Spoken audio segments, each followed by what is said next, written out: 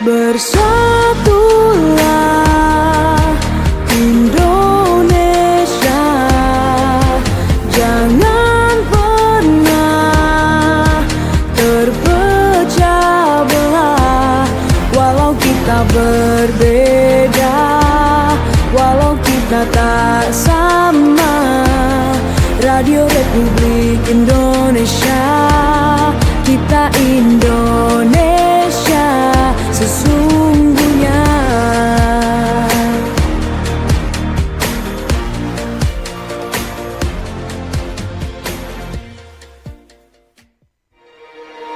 Bersatulah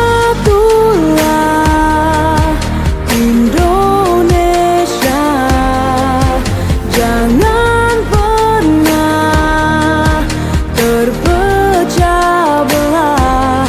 Walau kita berbeda, walau kita tak sama, Radio Republik Indonesia, kita Indonesia sesungguhnya.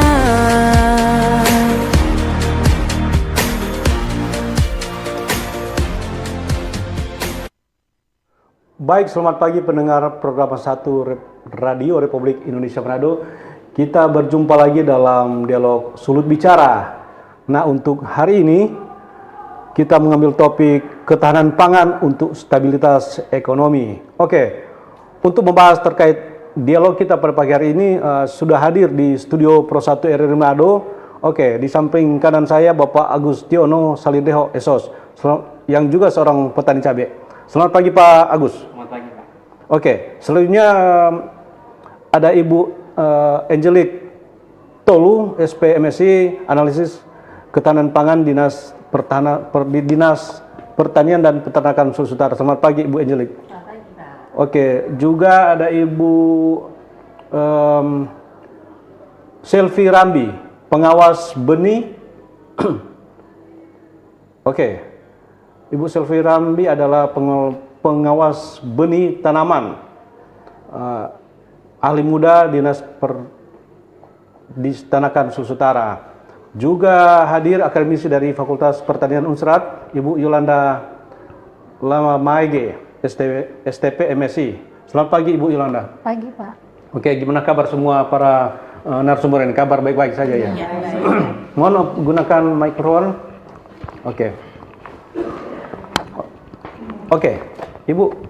Oke, pendengar, kita tahu bersama bahwa ketahanan pangan adalah kondisi di mana sektor pertanian mampu menyediakan pangan yang cukup, aman bergizi dan terjangkau bagi seluruh masyarakat, baik secara nasional maupun daerah. Ketahanan pangan ini menekankan ketersediaan pangan utama seperti beras, jagung, sayuran, dan daging yang dihasilkan dari aktivitas pertanian dan subsektor lainnya. Oke, untuk membahas terkait ketahanan pangan, mendukung stabilitas ekonomi, saya dari Dinas Pertanian dulu. Oke, Bu, yang kalau masih pemerintahan sebelumnya oleh Nurul Kamil dan Stephen Kando ini ada program Marjo Bakobong. Nah, ini kan bagian juga dari ketahanan pangan. Nah, apakah program ini masih diteruskan oleh pemerintahan saat ini, JSK dan Victor Mailangkai? Ya, silakan. Ya, baik, terima kasih. Program itu masih tetap jalan, masih tetap jalan. Kita tetap mengajak seluruh masyarakat untuk tetap mari coba kobong, tetap menanam, masih tetap sampai di pemerintahan ini. Nah, evaluasinya seperti apa dari tahun ke tahun? Apakah ini kan program ini telah dilakukan beberapa tahun belakangan ini? Nah, evaluasinya seperti apa? Apakah masyarakat ini benar-benar bakobong atau berkebun atau bertani? Iya. Evaluasinya dengan ajakan Mari Coba Kobong, petani tetap giat untuk tetap berkebun. Buktinya waktu kemarin yang waktu COVID, mereka kan kembali ke kebun, terbawa terus sampai saat ini, tetap berkebun. Nah, perhatian dari pemerintah provinsi seperti apa untuk program ini? Mungkin ada bantuan-bantuan, stimulan atau yang menjadi perhatian dari pemerintah? Iya, kalau bantuan ataupun upaya kami dari pemerintah, terlebih di pemerintahan yang sekarang ini, Pak Gubernur beberapa bulan yang lalu mengeluarkan surat edaran kepada seluruh wali kota dan bupati di Sulawesi Utara untuk menanam pangan lokal. Oke. Iya, jadi dengan ada semboyan mari tanam, mari makan apa yang torang tanam, mari tanam apa yang torang makan. Seperti itu. Oke, dari akademisi apakah bisa menyoroti atau mengevaluasi terkait program Mari Coba Kobong yang dilakukan oleh pemerintah sebelumnya yang dilanjutkan oleh pemerintah saat ini? Untuk dari akademisi mungkin kita kerjasama mungkin dengan pemerintah. Dalam hal ini mungkin kita turun ke lapangan sama-sama. Selain melihat langsung dan mengevaluasi, mungkin kita ada mungkin sosialisasi atau mungkin penyuluhan tentang pengolahan pangan yang ada. Mungkin seperti itu, Pak. Oke, sejauh ini kalau dari akademisi melihat apakah program Mari Coba Kobong ini berhasil atau apa yang harus ditingkatkan? Memang Mari Coba Kobong dari kampus sendiri kita, apalagi dari Fakultas Pertanian, kita memang mendukung untuk program tersebut, Mari Coba Kobong. Untuk kendala mungkin kita lihat di sini, kalaupun dari ketersediaan lahan mungkin ya salah satu itu faktor ya, dan SDM mungkin yang masih kurang ya. SDM dari sisi instansinya atau SDM dari petani itu sendiri? Mungkin dari petani itu sendiri ya. Mungkin seperti itu, Pak. Oke, karena menyinggung petani, saya ke Pak Agustiono. Pak, ini kan sudah menyinggung terkait SDM. Nah, Bapak seorang petani, Pak. Saya mau tanya dulu, Bapak benar-benar seorang petani atau mungkin karena sesuatu Bapak beralih ke menjadi seorang petani? Sebelumnya saya Pak, pakai mic-nya. Sebelumnya saya bukan latar belakang dari pertanian. Oke. Ya, saya kuliah. Iya. S1 juga sosial dan politik. Oh, bukan administrasi negara. pertanian ya? S1 Bukan. pertanian, oke. Bukan. Nanti saya bekerja juga kurang lebih 6 tahun di perbankan. Oh iya. Ya, bank asing, dan saya tertarik ketika COVID. Ya, tadi Ibu juga sudah singgung tentang ketika COVID itu, ketika pekerjaan di kantor itu sudah tidak terlalu banyak, kami harus di rumah lebih banyak. Oh, work Ya. from home. Iya, jadi saya mulai berpikir apa yang harus saya lakukan, karena untuk keterbatasan saya untuk bekerja itu sudah tidak seperti sebelumnya. Nah, saya coba mulai menanam di samping rumah, dan saya lihat ini lumayan untuk stok di rumah itu tidak perlu saya beli lagi. Oh iya. Karena juga keterbatasan untuk jalan. Nah, dari situ saya mulai berpikir untuk bagaimana mengembangkan ini. Dan ketika saya tanam itu dengan teman-teman SMA, itu profit. Jadi saya lihat mendapatkan keuntungan. Nah, itu mulai dari teman-teman SMA yang suplai dana. Mereka dari Papua, dari Kalimantan. Saya coba bangun komunikasi dengan teman-teman untuk kalau boleh orang berkobong. Dan itu kami lakukan. Sehingga sampai saat ini saya coba untuk berkebun sampai saat ini. Kalau tidak ada teman-teman itu yang suplai dana, mungkin saya tidak akan ada sampai saat ini. Bapak kan rasain, apakah ketika berhenti bekerja, Bapak masih lanjut kerja? Atau? Tahun 2022 saya selesai bekerja. Tapi mungkin ketika berhenti kan mungkin ada modal? Ada modal. Ada, oke. Tapi tetap harus dapat bantuan? Harus dapat bantuan. Ya, karena kalau modal itu kan juga kebutuhan kami keluarga. Saya juga berpikir ke depan sudah tidak bekerja, ya ada kesempatan untuk ditawarkan masuk lagi ke dunia pekerjaan di perbankan. Tetapi saya berpikir ini mungkin waktu yang tepat untuk saya ada di pertanian untuk pangan. Oke, sejauh ini Bapak menggeluti pertanian bidang apa? Petani cabai. Cuma khusus cabai? Pertama cabai, tapi sekarang sementara untuk olah lagi lahan untuk penanaman semangka dan sayuran bayam. Oke, ini di mana Pak lokasinya? Lokasinya di Kota Manado. Oh, di Kota Manado? Iya, bukan di Minahasa Selatan, Tomohon, ini di Kota Manado? Di Kota Jadi Manado. artinya Kota Manado ini sebenarnya punya potensi untuk pertanian, seperti sayur-sayuran ya? Kalau di Kota Manado, itu lahan lumayan banyak. Luas? Banyak. Tetapi seperti yang Ibu tadi bilang, SDM-nya. Oh iya benar. Yang memang tidak tertarik lagi ke pertanian, sehingga untuk ketahanan pangan di Kota Manado itu sebenarnya akan menjadi masalah kalau tidak ada SDM yang mengolah lahan. Kalau di Manado, saya juga tertarik menanam di Manado karena Di Manado ini bukan lokasi pertanian ya, atau wilayah pertanian. Tetapi ketika orang kerja bisa dan itu saya sudah lakukan. Nah ini kan pertanian di Kota Manado. Apakah ini lahan Anda atau mungkin sistem sewa atau gimana? Kalau ini saya pinjam lahan. Pinjam lahan. Saya pinjam lahan. Ketika saya pinjam lahan itu pertama di depan rumah. Pertama yang dengan teman-teman itu dipaniki. Terus karena memang gagal, tidak terlalu paham di pertanian, gagal semua, saya kembali ke depan rumah, saya pinjam lahan untuk kebun. Dan sampai saat ini masih pinjam. Kebetulan masih diberikan kesempatan untuk olah lahan ini tanpa sewa. Kira-kira ada berapa luas lahan yang Bapak garap ini? Untuk saat ini saya menanam cabai rawit itu di depan rumah. Pas depan rumah. Juga ada kebun yang lalu yang pernah juga saya dibantu Dinas Pertanian Ibu Selvi yang bantu saya di kebun di Meras itu kurang lebih sekitar 5-6 ribu kalau bisa ditanam semua, tapi saya tanam bertahap. Nah sekarang sementara penanaman cabai kurang lebih 4.000 pohon itu cabai merah keriting di Molas. Kita akan bahas terkait menyinggung perhatian pemerintah, bantuan dari pemerintah, penyiapan bibit, tapi sebelumnya kita dengarkan dulu yang berikut ini. Kanal informasi dan inspirasi Pro1 RRI Digital. Nikmati kemudahan interaksi, partisipasi, dan kolaborasi dengan RRI Digital. Interaksi, dengar dan saksikan siaran langsung kami, daftarkan akun kamu, dan mulailah berinteraksi di setiap program dan konten kami.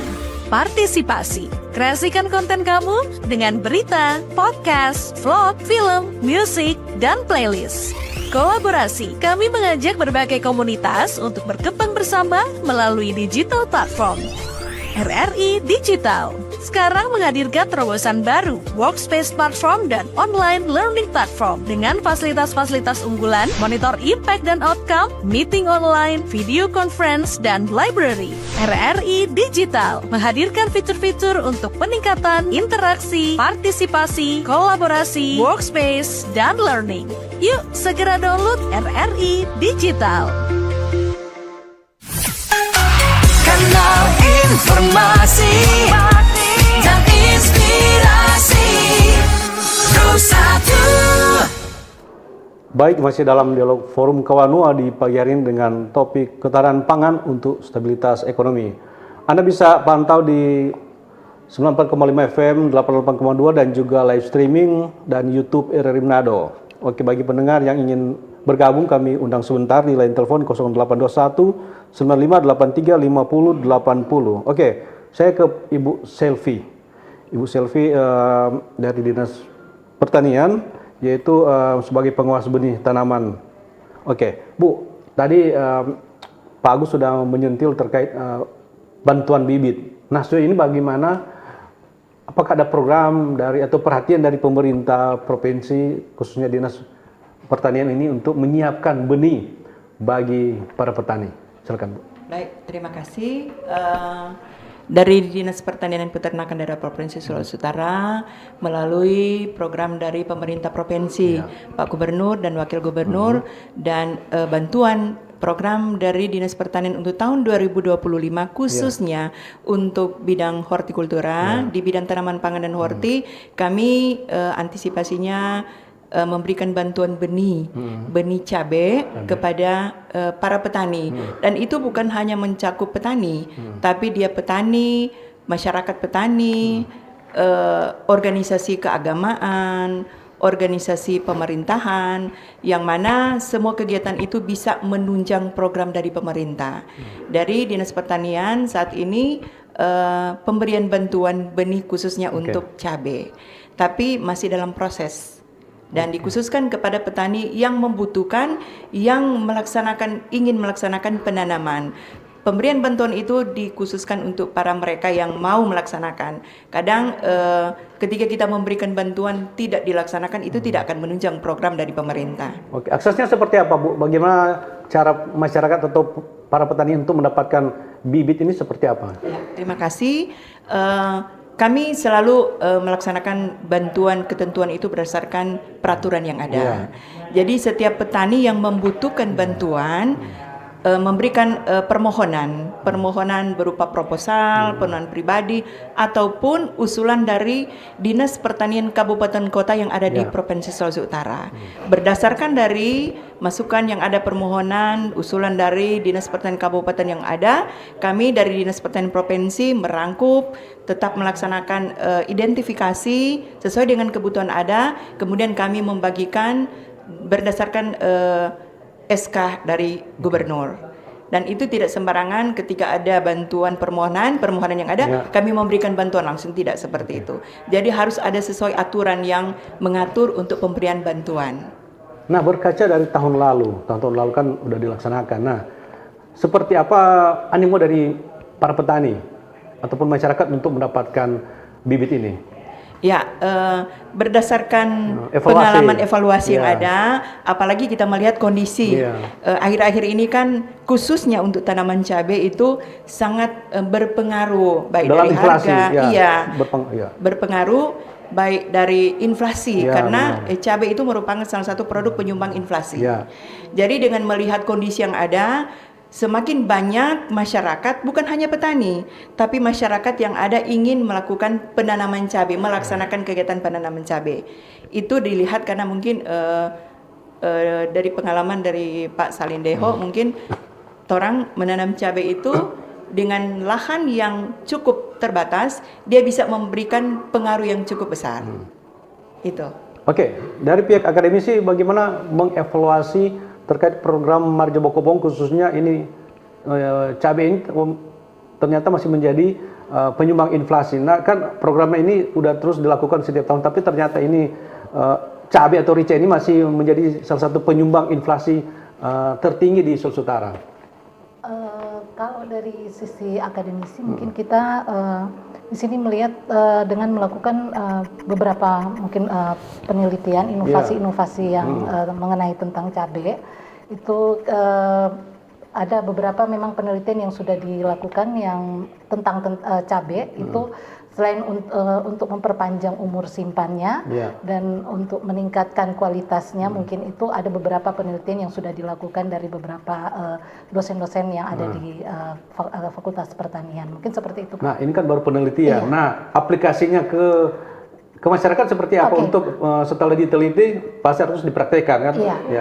Aplikasinya biasanya kita langsung turun ke masyarakat, kadang itu dalam bentuk pengabdian, kita langsung demo dengan menunjukkan produk-produk yang bisa dihasilkan dari tanaman-tanaman pangan, apalagi untuk tanaman cabai itu ada berupa mungkin dalam bentuk saus itu atau langsung kalau penelitian saya kemarin itu kita ekstrak minyaknya.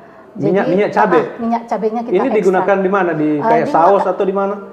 Itu kita cuman itu cuman ditetes aja dalam bentuk cairan. Jadi seperti apa ya, kalau di tempat makan yang mungkin pizza gitu, ada kan yang seperti Tabasco gitu kan, cuman seperti apa ya, yang cuman diteteskan ke makanan seperti itu. Mungkin itu salah satu penelitian yang ada di di kampus kita. Kalau tomat kan sudah ada saus tomat kan, cuma dipencet sudah. Itu mungkin yang simple aja, yang sederhana seperti itu yang mungkin gampang diterapkan ke masyarakat petani. Oke, ini sudah menyangkut hilirisasi dan juga ini menjaga program dari pemerintah pusat bahwa jangan hanya dikirim mentahnya, tapi sudah diolah juga pemanfaatan teknologi. Nah, dari Dinas Pertanian seperti apa? Apakah sudah ada program atau udah ada kerja nyata yang dilakukan untuk pemanfaatan teknologi pertanian ini? Baik, terima kasih. Memang dari Dinas Pertanian sejak lama kami mempunyai program bukan hanya sampai di produksinya saja, tapi bagaimana produksi itu ketika dia produknya melimpah, dia bisa diolah untuk menjadi produk olahan seperti yang disampaikan oleh Ibu dari Unsra tadi, bahwa jangan, supaya kita bisa rantainya, kita bisa dari petani bisa sampai di pengolahannya. Rantai pasok itu. Rantai pasok. Iya. Jadi supaya kita bisa selain dari meningkatkan pendapatan, harga jualnya jangan hanya sampai di produksi tapi sampai di olahan. Dari Dinas Pertanian sudah beberapa kali mempunyai kiat-kiat bagaimana kita memberikan penyuluhan tentang pengolahan tomat, pengolahan cabai, yang untuk ketika kita mengantisipasi produknya yang melimpah. Sudah dilaksanakan dan berbagai kegiatan yang disampaikan oleh para petani. Tapi mungkin itu seperti tadi saya katakan bahwa animo masyarakat untuk petani untuk sampai kepada UMKM, khususnya petani yang Sulawesi Utara masih agak kurang. Oke. Pak Agus kan tadi sudah menyinggung terkait teknologi pertanian. Nah, Bapak kan kalau saya pikir ini sudah menjadi seorang bukan cuma petani musiman atau sering hari ini menanam besok tidak, tapi mungkin sudah berkelanjutan, sudah berkontinu. Nah, apakah pemanfaatan teknologi sudah dilakukan oleh Pak Agus dalam aktivitas usaha pertanian Pak Agus? Nah, untuk saat ini untuk olah lahan masih standar, ya, yang biasa saya kerjakan menggunakan cangkul saja. Ya. Nah, untuk saat ini karena untuk menanam itu kan kalau skala lahan luas, gunakan cangkul itu tidak bisa. Ya, harus traktor. Sulit, ya untuk cepat untuk menanam itu sulit. Nah, saat ini menggunakan kultivator dan itu hanya pinjam. Itu kultivator apa? Hand tractor atau gimana? Kultivator. Kalau hand tractor itu berbeda dengan kultivator. Ada kultivator yang agak kecil. Iya, agak kecil. Nah, itu dari beberapa tahun lalu saya belum dapat bantuan itu. Mudah-mudahan dengan ada di mudah-mudahan ada itu. Perhatian dari dinas bisa kondisikan itu. Jadi amin.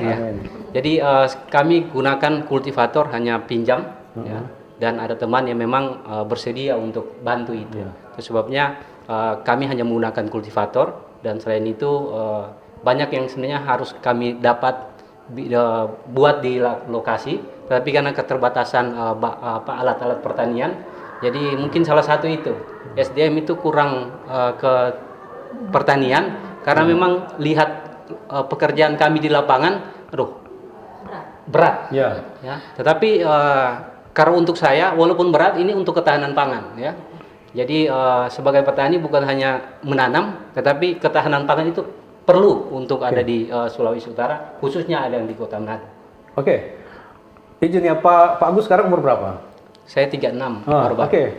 36 artinya masih termasuk petani milenial. Nah, ini Bu, susah kalau di kampung-kampung itu yang petani itu tua-tua, mereka yang muda-muda sudah tidak mau lagi bertani. Nah, sejauh ini ada enggak program dari Dinas Pertanian untuk regenerasi petani apapun? Mungkin para petani sekarang mereka lebih ke teknologi yang lebih maju supaya mereka tidak lagi konvensional atau manual, Bapak Acul, atau sekarang sudah dengan teknologi yang maju sehingga pertanian ini juga akan maju. Silakan, mungkin bisa tanggapi Ibu. Ya, terima kasih. Memang untuk sekarang program dari Kementerian Pertanian, bagaimana kita membangun petani-petani milenial. Dan memang mungkin belum terekspos secara nasional, daerah. Tapi perlu kita ketahui bahwa petani-petani justru sekarang yang maju adalah petani milenial. Jadi contoh, tapi lebih cenderung mereka ke tanaman hortikultura. Ya, jadi petani-petani milenial itu sekarang memang dorang kadang mereka lebih cepat karena mereka lebih cepat tangkap dengan media sosial yang ada. Sumber informasi yang sumber informasi yang ada cepat, mereka justru yang lebih maju dan lebih semangat.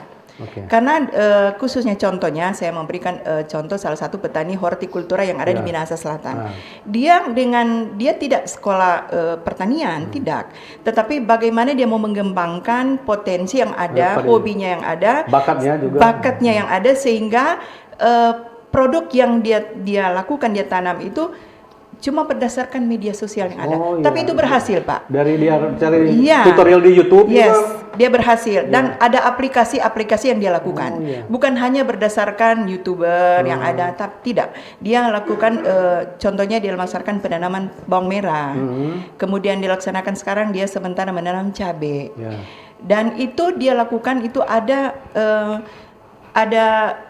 aplikasi-aplikasi yang dia lakukan yang dia belajar sendiri dan itu memberikan hasil yang memberikan dampak yang maksimal. Ya, seperti itu.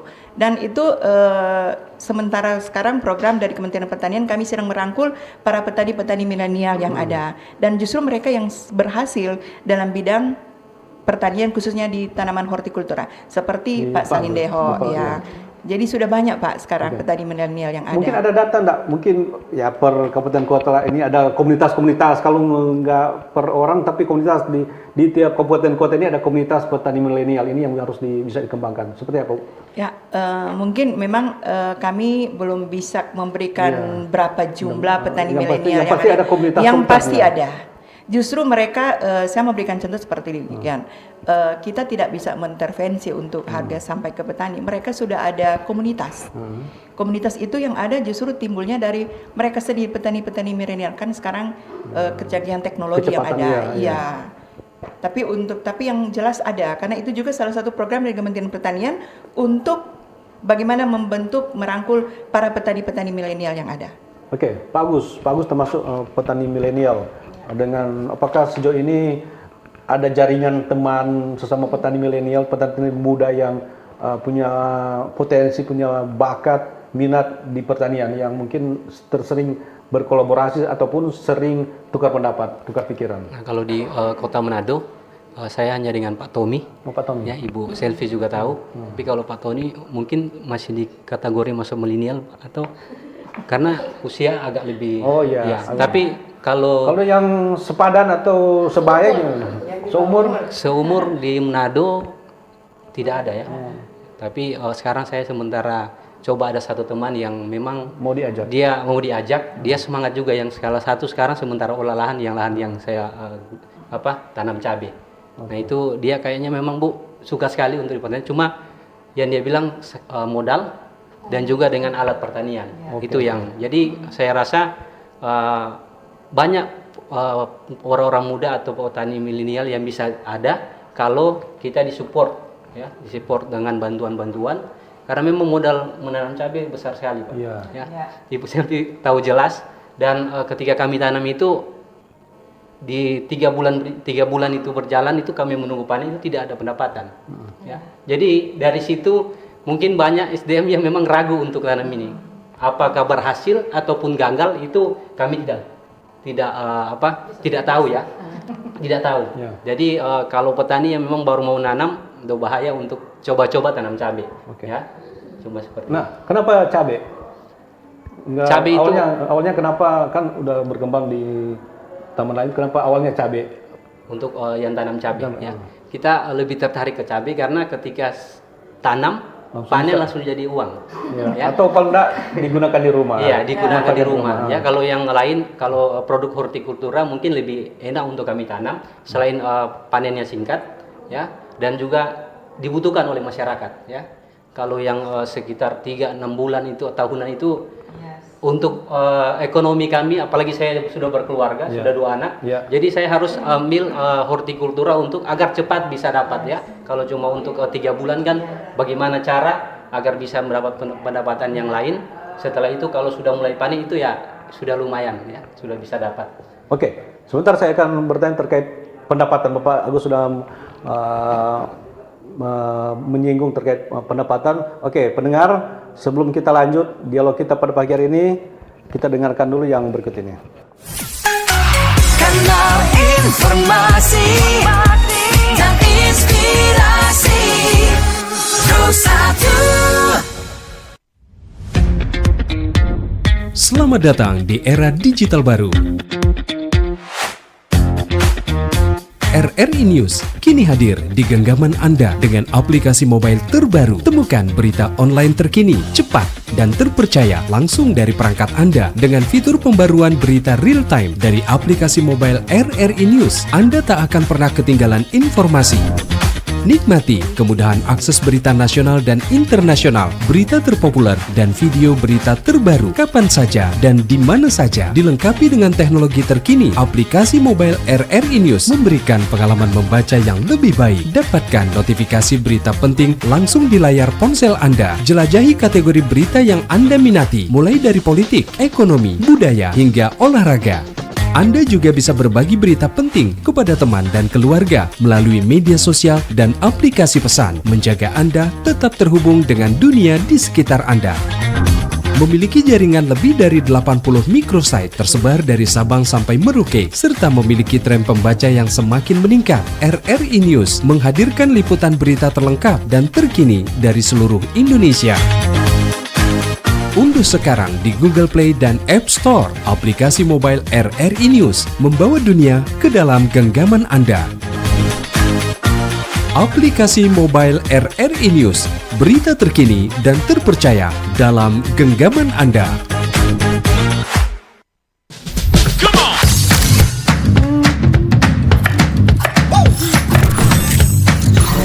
Ini baru enak.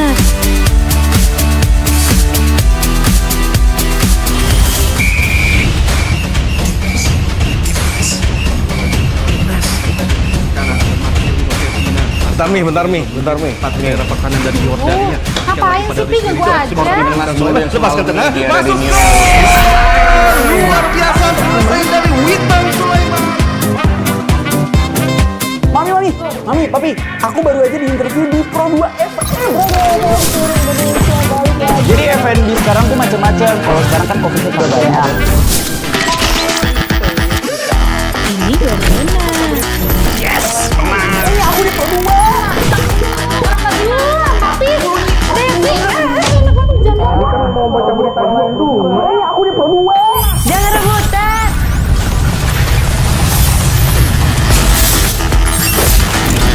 Eits, jangan rebutan. RRI bisa dinikmati dari mana aja dan di mana aja. RRI multiplatform, multi konten.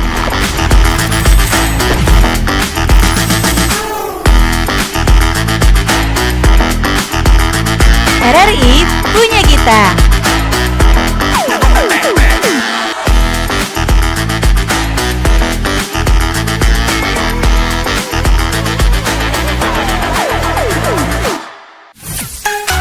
Kanal informasi dan inspirasi Terus satu. Oke, masih dalam dialog forum Kawanmu pada pagi hari ini. Oke, sudah ada yang ingin bergabung dalam dialog. Halo, selamat pagi. Halo. 0821 Halo, selamat pagi, Forum Kawan Noa, Sulut bicara. Ya, dari mana nih Pak?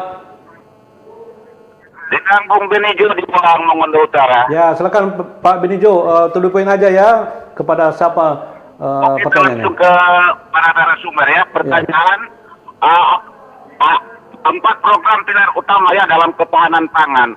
Apakah 4 program ini sudah terpenuhi? Sudah terpenuhi di masyarakat Sulawesi Utara ya khususnya ya. Oke, ini Pak. Terus pertanyaan kedua, ini sekedar masukan ya. Pertanyaan kedua, Pak, untuk 4 pilar ketahanan pangan ini kepada petani ya, kalau boleh dengan pupuk, karena di Pulau Mongondo Utara ini sangat sulit untuk mendapatkan pupuk dan alat-alat pertanian lainnya. Itu aja, terima kasih, selamat pagi. Oke, terima kasih Pak Benijo. Masih ada yang ingin bergabung, kami persilahkan. Halo, selamat pagi. Halo. Oke. Kita bahas dulu apa yang ditanyakan Pak Benijo. Dia menyatakan bertanya terkait 4 pilar ketahanan pangan ini. Ini saya baca ada beberapa, memang ketersediaan pangan, akses pangan, pemanfaatan pangan, dan stabilitas pangan. Oke. Dan selanjutnya dia bertanya terkait ketersediaan pupuk ya. Oke. Langsung dijawab oleh Dinas Pertanian. Ya, terima kasih Pak Benijo di Ya, Bolang Mongondo Mongondo Utara. Utara, Ya, 4 pilar ketahanan pangan sudah kami laksanakan. Lanjut ke pupuk. Ya, memang selama ini bantuan pemerintah pusat maupun anggaran dari daerah, bantuan kami khusus di tanaman pangan ataupun di hortikultura hanya benihnya saja. Untuk pupuk itu kami menyarankan petani atau untuk mengakses pupuk bersubsidi. Kalau kelompok-kelompok tani sudah tahu itu. Kalau hanya petani memang sulit untuk mendapatkan pupuk. Jadi karena harus berkelompok. Iya, karena mereka harus membuat ERDKK dan terdaftar seperti itu, baru mereka boleh mengakses pupuk. Jadi selama ini bantuan khusus di tanaman pangan dan hortikultura bantuannya hanya sampai di bantuan benih saja. Sisanya itu mengakses pupuk bersubsidi. Demikian. Oke. Ada teman dari Ibu Syafif? Oke. Sudah ada pendengar yang lagi ingin bergabung, kami persilakan. Halo, selamat pagi. Halo, selamat pagi. Ya, dari mana ini Pak? Forum Kawan Dua. Ya. Sulit bicara. Oke. Dengan Ferdi yang ada di Motoling. Oh, silakan Pak Ferdi. Selamat pagi untuk keempat narasumber dari petani-petani kok ini, Kang. Ada petani, ada akademisi, dan juga dari dinas. Iya. Dinas Pertanian. Distanakan. Dinas Pertanian dan Peternakan. Begini. Okay. Strategi apa yang dilakukan oleh pemerintah untuk mendorong petani-petani lebih khusus milenial untuk lebih dorong suka begitu untuk bertani. Jadi ada strategi kah atau bagaimana? Atau cuman sekedar menyampaikan itu, mari bakobong, tanam yang torang makan, makan yang torang tanam. Apakah ada langkah-langkah strategis yang dilakukan oleh pemerintah supaya masyarakat ataupun sebagai milenial itu termotivasi untuk menanam? Apakah itu dari segi pemasaran, promosi, dan lain sebagainya? Itu saja, terima kasih. Oke, terima kasih Pak Ferdi. Langsung ditanggapi oleh Ibu Selvi. Strategi bagaimana ini menggait ini petani milenial? Ya. Baik, terima kasih Pak Ferdi dari Motoling. Memang langkahnya yang diambil oleh Dinas Pertanian bukan hanya memberikan, ayo silakan menanam. Kita memanfaatkan lahan yang ada dengan berbagai kegiatan yang dilaksanakan oleh Dinas Pertanian.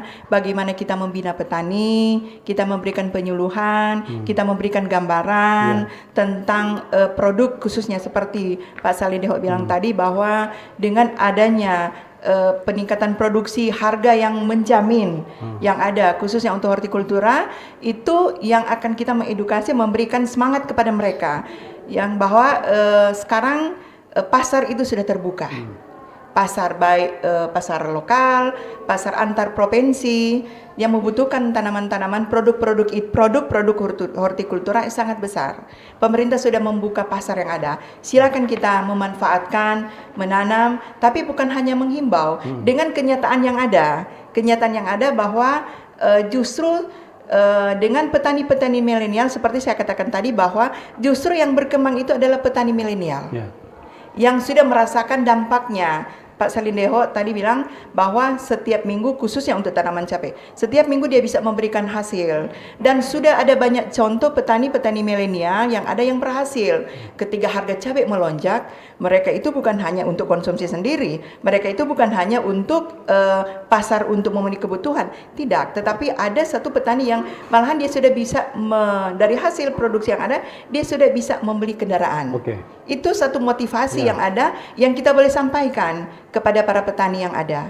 Jadi anak-anak muda sekarang seperti yang terang lihat bahwa mari kembali ke kebun.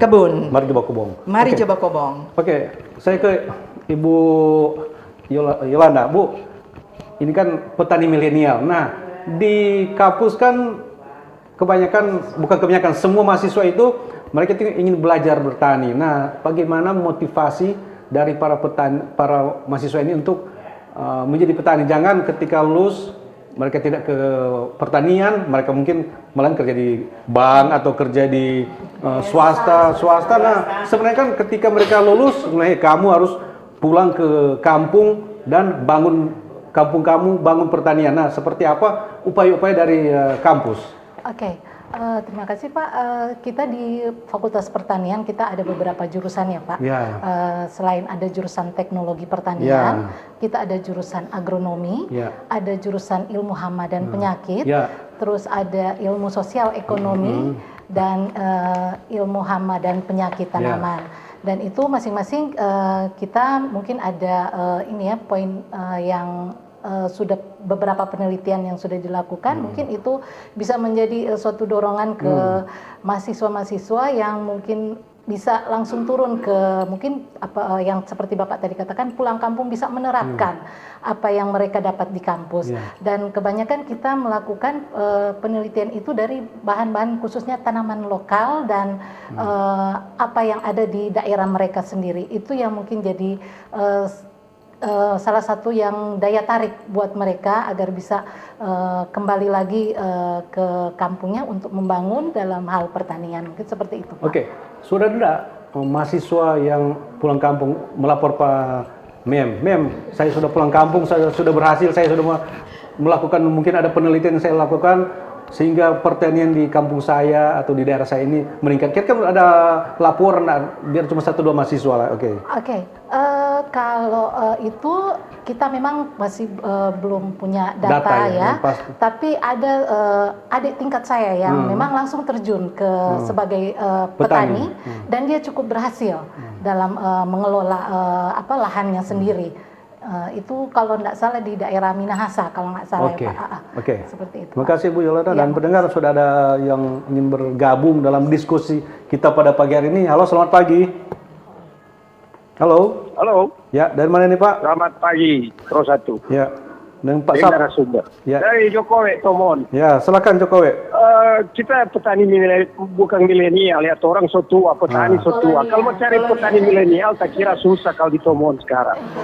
Padahal Tomon kan umur 40-an ke atas, Tomon kan yang 20-an dikenal sebagai daerah pertanian juga kan Pak. Yang menurut kita begini, yang mesti disiapkan oleh pemerintah pertama, tak kira kalau bibit itu kadang ada bantuan. Yang jadi masalah kedua pupuk. Itu jadi problem di lapangan petani. Kita petani hortikultura. Tanam apa Pak? Tanam apa? Harga hortikultura di Tomon turun, anjlok. Pak Jokowi tanam apa? Kol? Halo? Pak Jokowi tanam di Tomon tanam apa Pak? Kita tanam sayur, hortikultura. Oh iya. Murah. Nah sekarang harga, itu kan mesti juga jadi perhatian. Harga. Kita coba Anda datang ke petani-petani di Tomon sekarang. Banyak tuh sayur nggak aja potong, nggak aja jual karena murah. Jadi itu tak kira juga mesti jadi perhatian strategi. Dan juga yang itu alat-alat pertanian. Itu memang betul mesti perlu juga, karena kalau cuma mau mengharapkan tenaga manusia itu kalau ukuran sekarang itu terlalu mahal. Jadi memang mesti ganti dengan alat. Jadi paling tidak kalau sayur mesti ada tanpa penampungan baru disalurkan. Kalau cuma terbuka begini, tak kira agak susah. Sepertinya juga kalau kita ikuti kata sekarang, kalau mau kirim juga sayur keluar daerah, rupa data berhenti. Pantas dia murah. Sekarang apa kondisi ibu-ibu yang dari Dinas Pertanian?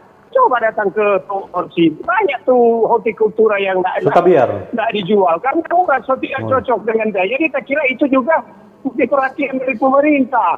Harga, pasar, itu penting kan, dan ketersediaan yang juga pupuk. Ada juga petani-petani yang bukan berkelompok susah cari pupuk. Bagaimana itu? Itu kan orang petani. Jadi itu saya kira mesti jadi perhatian untuk orang semua supaya mau menghadapi ketahanan pangan. Kalau begini saya kira ya berat. Itu petani dan petani-petani kalau yang muda-muda Ibu paling dia bilang lebih baik bawa ojek, lebih baik tapi kerja. Langsung dapat doi. Jadi itu mesti jadi perhatian, mesti dia perangsangan dan kira juga penting ini bantuan modal. Itu yang juga mesti diperhatikan. Saya kira makasih Pak. Itu tapi harapan. Makasih banyak, tapi selamat pagi. Selamat pagi Pak Jokowi. Langsung ditanggapi oleh narasumber Dinas Pertanian karena ada beberapa yang sudah ditanggapi ya. Beberapa pertanyaan. Silakan Ibu. Ya, terima kasih. Memang benar kalau untuk tanaman hortikultura bagusnya ada cold storage kan atau penampungan yang bisa tahan itu bahan. Apalagi kalau hortikultura kan memang rentan sekali atau sensitif, cepat busuk. Kalau musim hujan, musim panas, pokoknya ini mau musim saya. Iya. Terus tadi sudah disinggung tentang pupuk. Memang harus berkelompok. Kalau dia petani bisa ke kios pupuk terus bilang beli pupuk yang non subsidi. Ya, bisa mengakses dengan pupuk non subsidi. Kalau terkait modal untuk petani milenial, orang ada KUR. Boleh KUR. Bisa difasilitasi oleh Dinas Pertanian. Boleh, iya, ada. Memang sudah berapa tahun ini kita ada KUR untuk pertanian. Ya, persyaratannya seperti apa untuk mendapatkan KUR ini? Beda-beda tiap banknya. Persyaratannya tiap banknya beda-beda. Jadi nanti kami fasilitasi ke bank mana. Beda-beda, soalnya kalau mau bilang DP syarat beda-beda. Fasilitasnya seperti apa dari dinas? Dinas mungkin ada rekom atau gimana seperti apa? Tidak, kami hanya mensosialisasikan bahwa memang ada KUR di bank ini, silakan Bapak Ibu. Kalau di Dinas Kabupaten Kota memverifikasi kayaknya seperti itu. Kalau provinsi tidak sejauh sampai itu.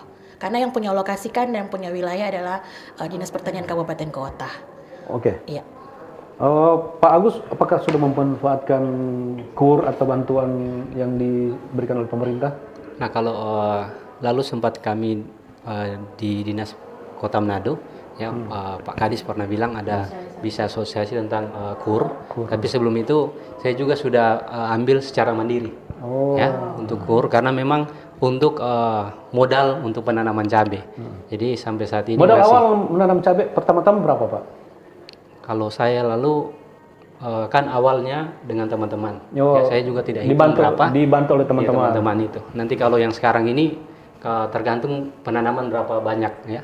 Kalau orang mau tanam yang 5.000 pohon ya, kalau sekarang ya info dari teman-teman yang lain 10.000 per batang. 10.000 per batang penanaman. Jadi kalau 5.000 pohon tergantung banyaknya orang tanam.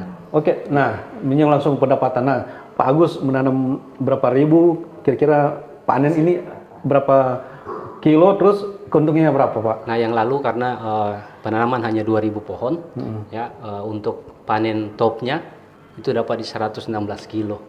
Itu panen topnya. 116 kilo itu per 3 hari kalau cabai merah keriting kami bisa panen. Tergantung harga. Kalau harga mahal kami 3 hari bisa dipanen. Tapi kalau harga murah kasih longgar lagi 5 hari atau 6 hari. Iya. Okay. Karena supaya kan banyak yang orang panen, banyak juga orang dapat penghasilan kan dari situ. Jadi kalau penghasilan cukuplah untuk keluarga, ya. Tapi kalau memang rupa seperti ini ada kegagalan, karena menanam cabai itu rentang. Gagalan berhasil itu ada di depan mata. Jadi biasanya apa kegagalan kalau menanam cabai? Mungkin ada orang-orang pendengar yang ingin tertarik menanam cabai, apa kira-kira triknya untuk agar tidak gagal? Menanam cabai itu pastinya harus ada lahan ya. Dan harus ada ketersediaan air.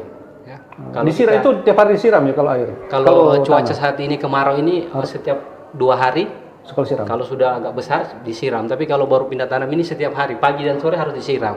Nah, akses air di Manado Utara sana bagaimana? Kalau yang di kebun yang di Meras ini itu tidak ada akses air. Jadi cuma mengharapkan air hujan. Air hujan. Ataupun saya keluarkan uang untuk beli satu oto untuk beli dari Warembungan itu untuk tampung di situ. Tangki itu ya. Iya, tapi kalau memang kemarau agak panjang, biaya dari pembelian air itu lumayan besar juga. Nah, itu yang jadi kegagalan kalau toran tanam kontak tidak ada air dan juga hama. Nah, tadi sudah disinggung juga ini hama ini yang bahaya ini. Kalau kita tidak paham dengan hama yang ada di cabai itu, seperti saya coba tanam lalu Bu, saya tanam yang sementara panen ini, saya tanam sebelah itu hanya jarak 1 meter, nah itu terserang hama. Nah itu jadi pengalaman untuk saya secara pribadi, kan baru itu hama itu apa karena cuaca atau memang datang tiba-tiba ini? Selain cuaca juga berpengaruh dan juga hama yang dari tanaman yang di samping dia menular ke sebelah. Jadi ketika kami semprot di sebelah, dia lari sebelah. Jadi kayaknya hama ini sudah pintar ya Bu. Sudah lebih jadi teknologi tinggi. Petani juga harus lebih pintar dari mereka untuk bagaimana cara agar tidak ada kegagalan seperti ini. Dan itu yang saya lakukan. Di Meras saya stop dulu, saya pindah di Molas dan di depan rumah. Jadi kalaupun ada gagal di Meras, ada di Molas.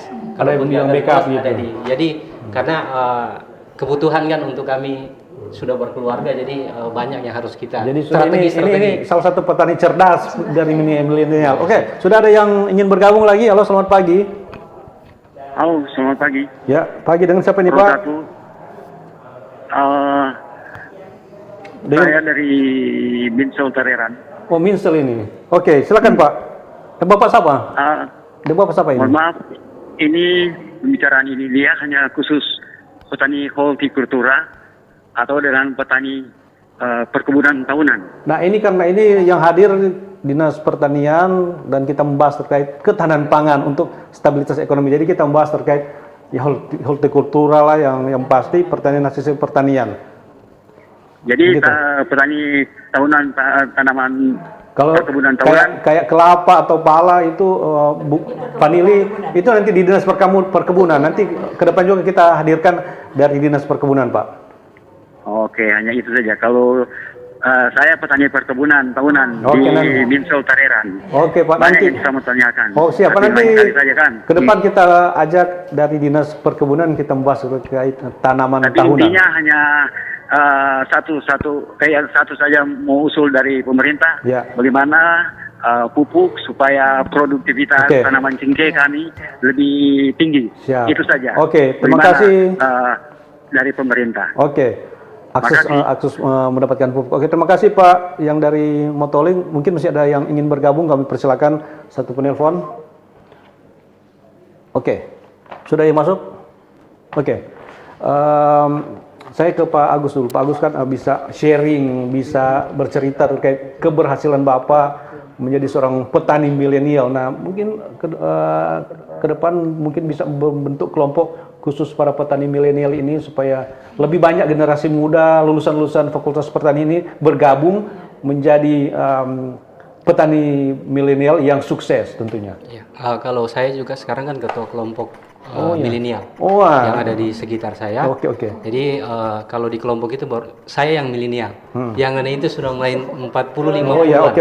Oh, yang milenial memimpin yang kolonial. Jadi kalau untuk saya ketika mau jadi petani, ya untuk petani milenial, memang dapat tantangan besar untuk memanggil membuat kelompok untuk petani milenial, ya. Kalaupun kami kumpul untuk bicara tentang pertanian, biasanya mereka hanya tanya pendapatan, ya. Berapa ngana dapat kalau ngana kebun? Kira-kira ngana mau hidup atau enggak? Itu yang biasa awalnya jadi sudah pertanyaan, pesimis ya. Tidak ada Jadi, semangat untuk orang lebih langsung ke profit. tanya profitnya dulu, Profitnya pendapatannya. dulu bagaimana, tapi enggak tahu prosesnya itu bagaimana Padahal sampai usaha tidak mengkhianati pendapatan hasil. tidak usaha tidak dia. Jadi menjadi petani itu bukan hanya ada orang yang pikir dia tanam cabai harga mahal, bagus DP pendapatan. Tetapi ada hal-hal yang harus orang perhatikan adalah bagaimana proses itu menuju ke tempat itu, ya. Bagaimana orang punya mental. Kadang orang dikatakan bagi apa ngana kuliah soal satu, kong mau bakobong. Oke. Kong mau kira-kira mau hidup ada keluarga. Ya. Jadi ada beberapa banyak cacian yang kena ke saya secara pribadi. Tapi kan Bapak sudah perlihatkan hasil toh. Saya sudah lihat ya dulu ada orang dekat juga saya yang bilang bikin rugi bakobong. Tapi ketika dapat hasil, ya sekarang sudah mulai bakobong. Bakobong sudah ada hasil yang didapati. Jadi kalau nanti ada hasil biasanya orang baru suka. Tetapi prosesnya itu sangat panjang, banyak kerugian yang kita dapat. Tetapi dari situ karena kita pikir kalau jadi petani untuk jadi berkat itu terbuka lebar. Kenapa? Karena ketika mau panen ada orang yang kami panggil untuk petik cabai. Mereka mendapatkan income dari situ, pendapatan ibu-ibu di sekitar situ. Jadi sudah mempekerjakan orang lain. Ya, sudah menjadi berkat bagi orang lain. Bisa jadi berkat bagi orang lain. Karena sekarang orang lebih suka sama yang tadi kan, lebih suka cepat langsung dapat doi daripada ada DP proses, ya. Jadi biar cuma sedikit kita bisa mempekerjakan orang untuk bagi berkat yang kita dapati di sekitar situ. Oke, yang pasti Pak Agus tidak tertarik untuk menanam nilam toh? Nilam belum tertarik karena kita fokus ke hortikultura. Ini udah jelas bahwa mendapatkan hasil nilam ini kan fluktuasi harganya. Oke, masih ada pendengar yang ingin bergabung, mungkin satu telepon. Oke. Halo, selamat pagi. Selamat pagi. Dari mana nih Pak? Dengan Pak Sagai dari Bitung. Oke Pak Sagai, singkat aja Pak, mengingat waktu. Ya, mengenai topik percakapan hari ini, kita kira ini orang semua sebagai masyarakat Sulawesi Utara tentu harus melihat dari banyak hal. Karena sekarang masyarakat banyak cuma berharap dari pemerintah aja. Tapi pada dasarnya sebenarnya setiap keluarga mampu menciptakan itu. Contoh di perkotaan, tidak ada halaman, tapi menggunakan wadah hidroponik, bisa menanam apa saja. Yang ditanam di situ, mau cabai, mau bawang, mau apa saja. Sehingga kalau itu sukses, kalau mau ke pasar itu cuma cari ikan. Karena yang di rumah itu semua tersedia. Nah, oleh karena itu diharapkan kalau ini jadi program, jadi kolaborasi dari program pemerintah dan ditopang oleh masyarakat, niscaya yang permasalahan sekarang ke depan, saya kira itu tidak jadi persoalan. Oke. Yakinlah bahwa orang sebagai umat yang percaya kepada Tuhan, setiap orang berusaha itu adalah ibadah. Oke. Dengan orang beribadah, melaksanakan usaha itu dijadikan sebagai ibadah, hasilnya akan diberkati oleh Tuhan dan mendapatkan berkat yang melimpah. Saya kira itu aja. Oke, terima kasih Pak Sagai di Bitung. Mungkin ada dari line YouTube yang memberikan pertanyaan atau statement aja. Oke, ada dari Icon Rako, petani milenial. Ada Edijo, mantap. Oke, mungkin bisa dibuka kembali. Langsung ditanggapi aja oleh narasumber dan juga mengingat waktu. Mungkin langsung saja dengan closing statement bagaimana memberikan semangat kepada anak muda bahwa bertani ini adalah suatu pekerjaan yang sangat mulia.